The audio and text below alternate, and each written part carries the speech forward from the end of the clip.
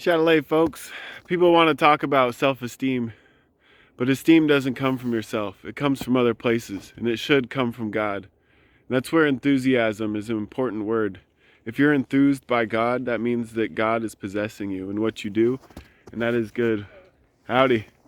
For your works that you do and what you build and what the structure of what you're doing becomes. And so, when you're enthused, it's like possession, It's not a bad thing. So, there was a time when I wasn't enthused by God, and the things that possessed me were not going to be fruitful. The time I was possessed was by the god of rage, Mars.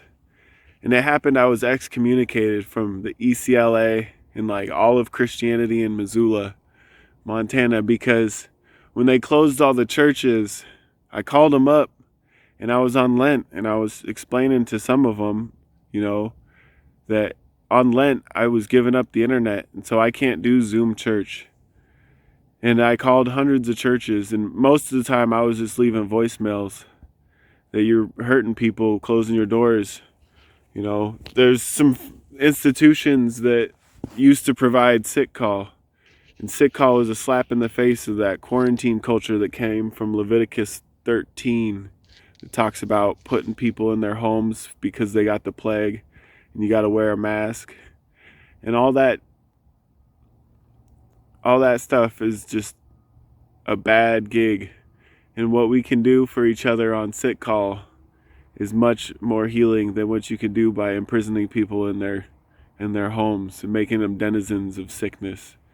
And so, the churches are closed up, and I took one of them dry erase markers, with the ones that they do the congratulations you graduated, class of this, and right on the windows of the cars. I took one of those and I went around to all those glass churches, and the first dozen were all just Bible verses, but then the god of Mars enthused me halfway through, and by the end of it, it was the sickness will come to you, and it was pretty threatening shit. So that Christ should be your health. And I was trying to say that, but the more infuriated I got, the less the message could be conveyed properly.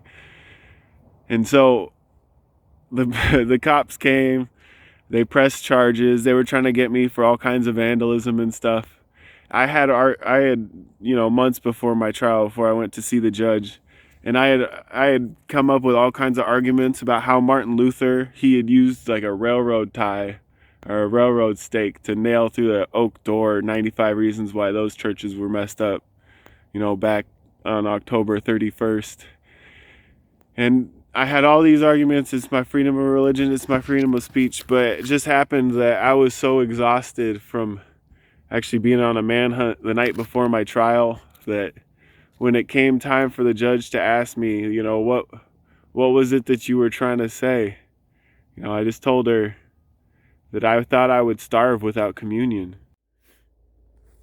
I had heard once that an astronomer was an atheist until he looked at the stars, and then he became a believer, and I wanted to know how that could happen.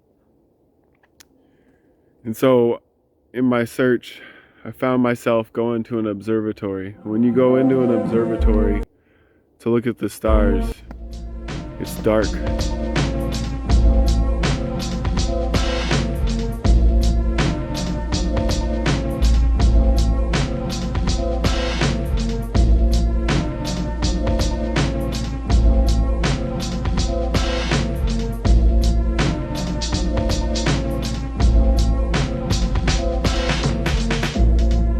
Dark, and you tell the astronomer what you want to see, and he goes to a book, he flips through some pages, he finds where that body that you want to see is at in this book, and he puts those coordinates into his computer, and then there's a great wailing of banshees, and the banshees just hollering as the machines are turning and whirling.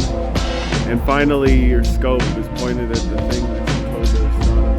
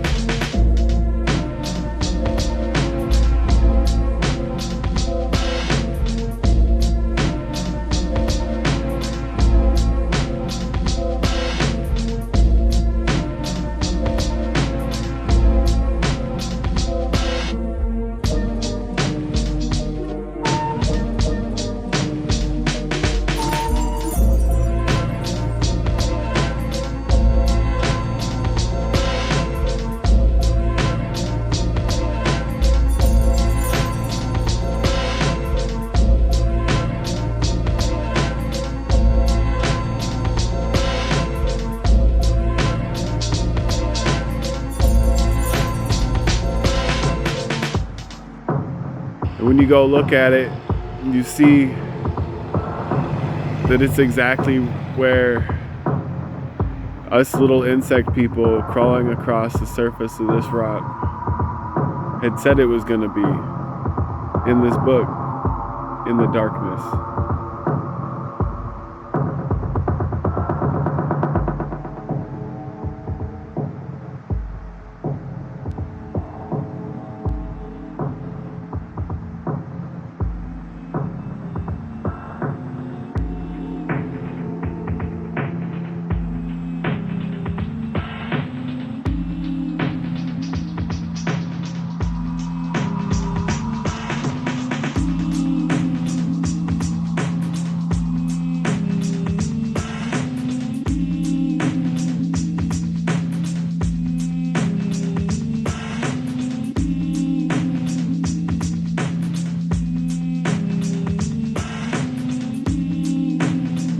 So that's kind of why I dive for pearls in the darkness, because that's where, materialism meets faith and spirituality in the darkness.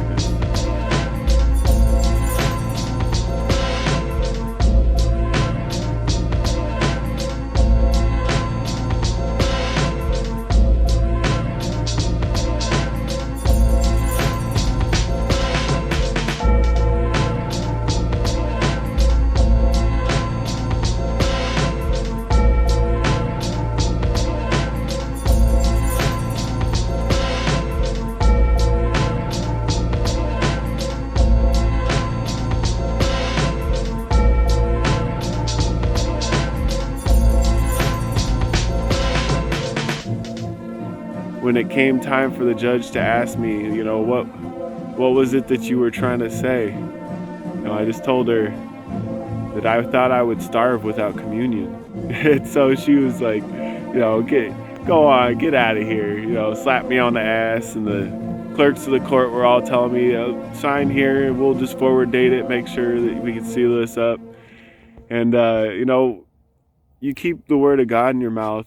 That's the truth. Don't let truth try and chase you into circles, because anything that any man says that comes out of his mouth that doesn't manifest goodness or something isn't true. So don't focus on what people say, but focus on their works.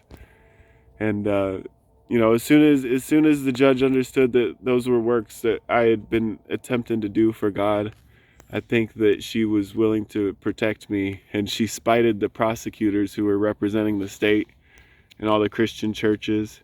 But the Christian churches, because I got my tentacles and everything. I was on all the prayer lists for all the congregations around there, and so they all knew me, and they refused to let me in on there was an international prayer day.